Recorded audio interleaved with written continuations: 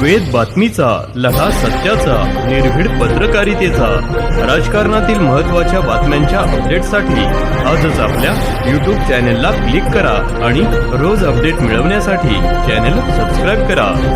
नमस्कार. आपण पाहत आहात वेद बातमीचा.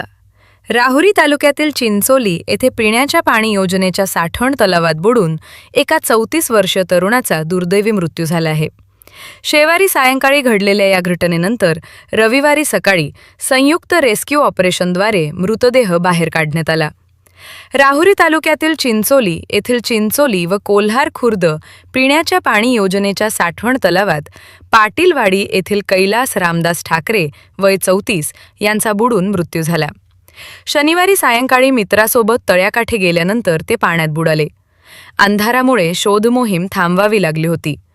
रविवारी सकाळी राहुरी, श्रीरामपूर व देवळाली प्रवरा प्रशासनाच्या संयुक्त पथकाने रेस्क्यू ऑपरेशन राबवून काही तासांच्या प्रयत्नानंतर मृतदेह बाहेर काढला.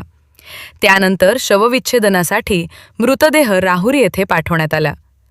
या बचाव कार्यात राहुरी, देवळाली प्रवरा व श्रीरामपूर नगरपालिकांचे कर्मचारी, आपत्ती व्यवस्थापनाची रेस्क्यू टीम, पोलीस कर्मचारी, तलाठी तसेच जीवनदायी रुग्णवाहिका पथकाने सहभाग घेतला.